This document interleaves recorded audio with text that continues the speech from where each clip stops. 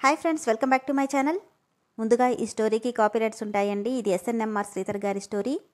ఈ స్టోరీని పర్మిషన్ లేకుండా మరి ఏ ఛానల్లోనైనా కాపీ చేసినట్లయితే ఆయన ఖచ్చితంగా లీగల్గా ప్రొసీడ్ అవుతారు. దయచేసి అలాంటి పనులు చేయకండి. అలాగే ఫ్రెండ్స్, ఈ స్టోరీని వింటున్న వాళ్ళు ఎవరైనా కూడా మరే ఛానల్లోనైనా మీరు ఈ స్టోరీ కానీ ఎస్ఎన్ఎంఆర్ శ్రీధర్ గారి స్టోరీస్ కానీ విన్నట్లయితే దయచేసి నాకు ఇన్ఫామ్ చేయండి. నేను ఇమీడియట్గా రైటర్ గారికి ఇన్ఫామ్ చేస్తాను. ఇక లేట్ చేయకుండా వీడియోలోకి వెళ్ళిపోదాం. ఎస్ఎన్ఎంఆర్ శ్రీధర్ గారు రాసినటువంటి అర్జునామృతం 63వ భాగం.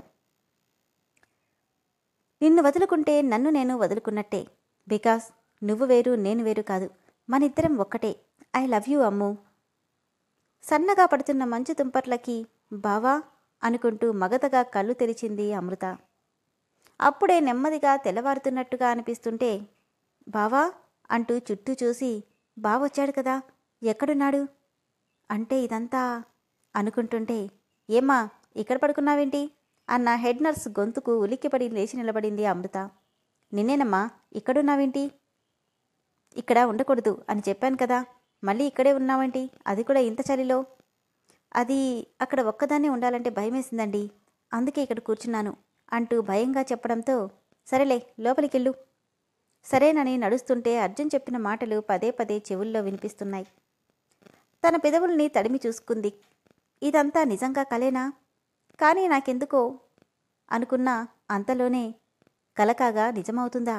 వాడి మనసులో నా స్థానమేంటో తెలిసాక కూడా ఇంకా ఇది నిజమెలా అవుతుంది?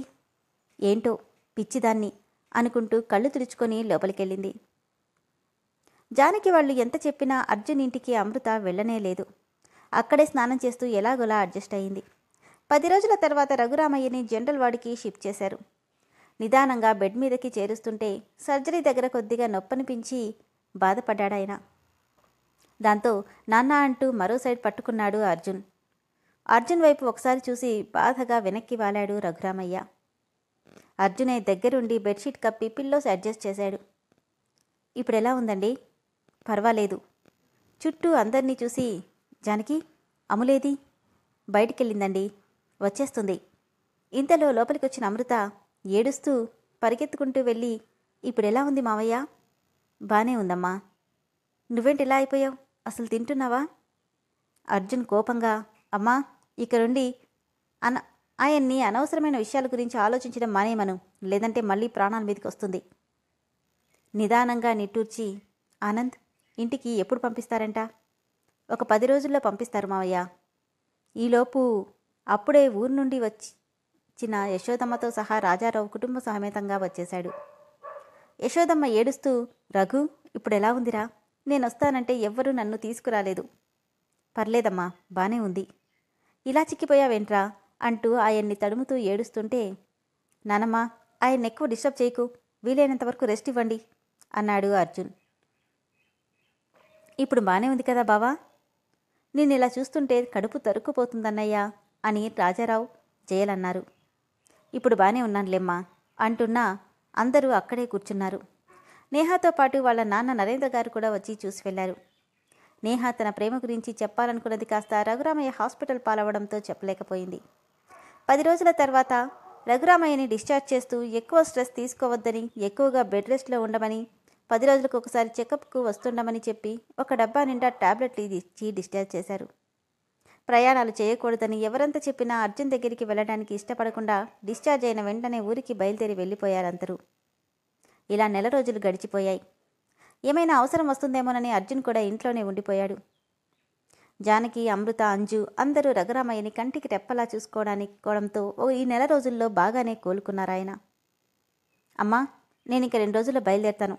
ఫుడ్ ఏమేం పెట్టాలో, మెడిసిన్స్ ఎలా వాడాలో అన్నీ ఇందులో ఉన్నాయి, జాగ్రత్త అని చెప్పి వెళ్ళిపోతుంటే ఒక్క నిమిషం అని గట్టిగా రఘురామయ్య గొంతు వినపడ్డంతో వెళ్తున్నవాడు కాస్త ఆగిపోయాడు. అమలు ఏంటి మావయ్య? బీరువాలో పొలం తాలూకా డబ్బులున్నాయి, తీసుకురామ్మా. ఇప్పుడు డబ్బుతో పనేముందండి? అమలు నువ్వు వెళ్ళమ్మా అనడంతో సరేనని డబ్బు తీసుకొచ్చి ఇదిగో మావయ్య మీ అత్తయ్యకివ్వు. నాకెందుకండి? నా ఆపరేషన్కి ఎంత ఖర్చు పెట్టాడో నాకు తెలీదు. ఈ డబ్బు తీసుకోమను, మిగిలింది త్వరలోనే ఇచ్చేస్తాను. కోపంగా అమ్మా నేనేం పరాయివాణ్ణి కాదు, ఆయన కన్న కొడుకుని, ఆ మాట చెప్పాయనకి.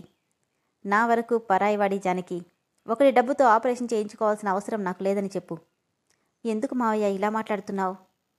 అమృత తల మీద నిమురుతూ, నా వరకు నీ తర్వాతే ఎవరైనా తల్లి, నిన్ను ద్వేషించే ఎవరైనా నన్ను ద్వేషించినట్టే అంటుంటే, యశోదమ్మ కన్న కొడుకుతో ఏంట్రా ఆ మాటలు?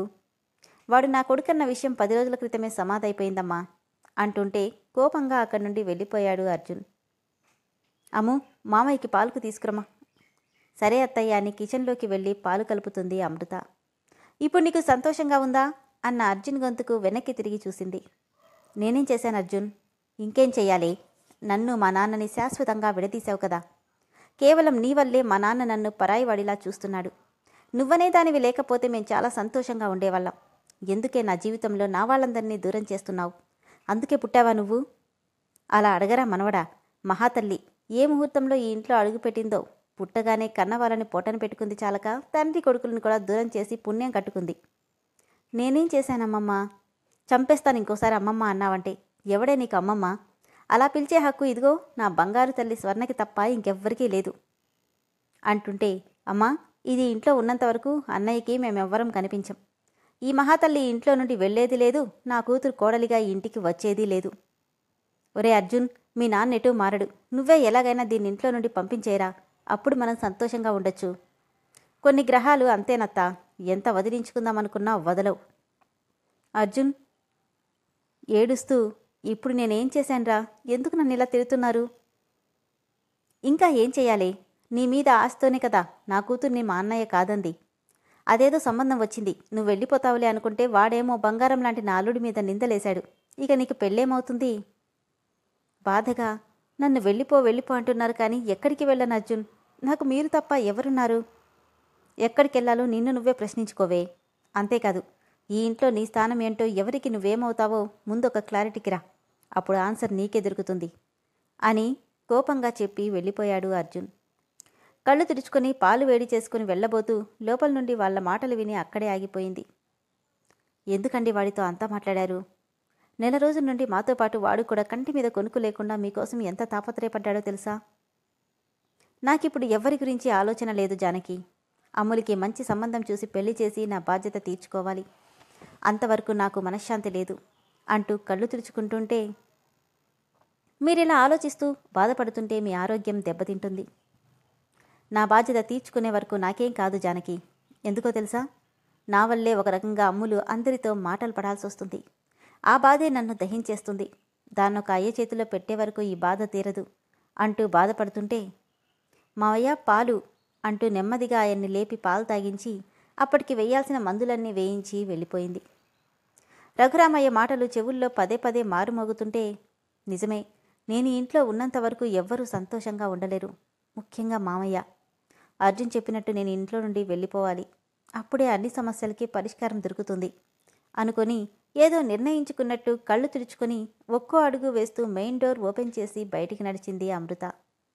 తన రూమ్ విండో నుండి తను డోర్ తెరవడం బయటికి వెళ్లడం చూస్తూనే ఉన్న అర్జున్ తను వెళ్ళగానే సన్నగా నవ్వుకున్నాడు. తన తల్లి నడిచిన ఇల్లు, అంతవరకు తను అడుగు కూడా మోపని ఇల్లు. ఒక్కసారి కూడా ఆ ఇంటికి వెళ్లే అవసరం కానీ అగత్యం కానీ తనకి పట్టనవ్వలేదు రఘురామయ్య. కానీ ఇప్పుడు ఆ అవసరం వచ్చింది.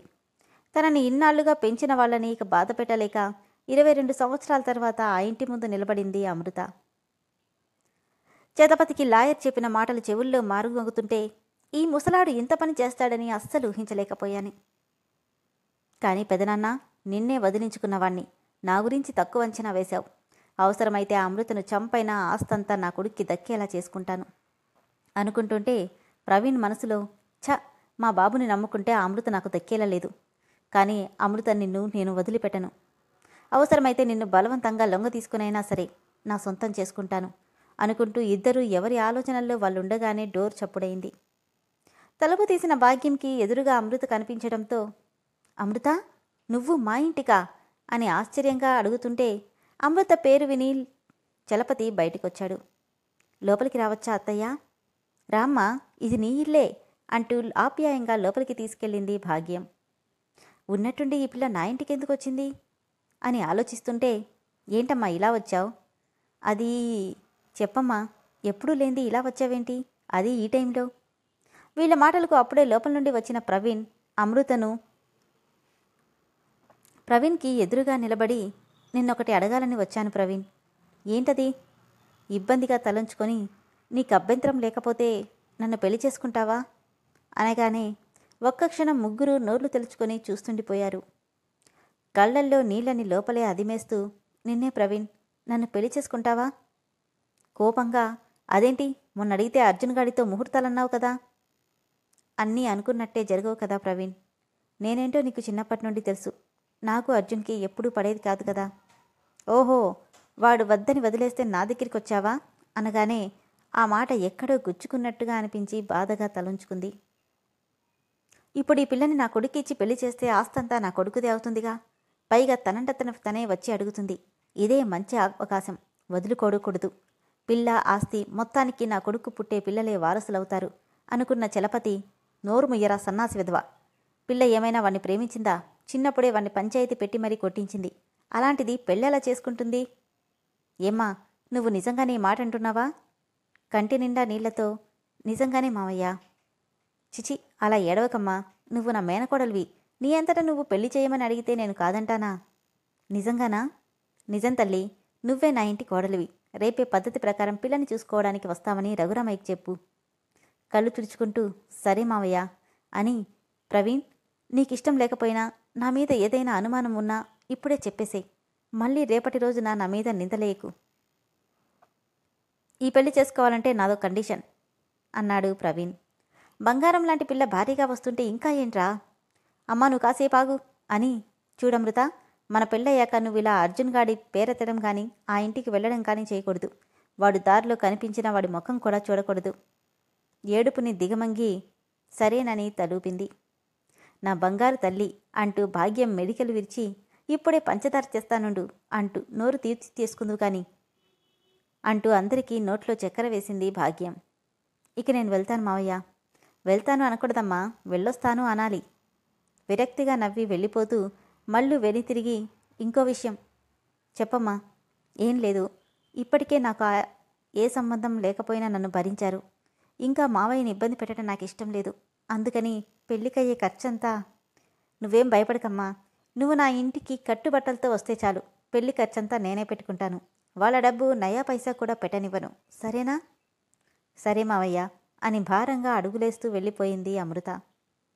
ఉన్నట్టుండి పెళ్లి కొప్పుకున్నారేంటండి? అది నా మేనగోడలే.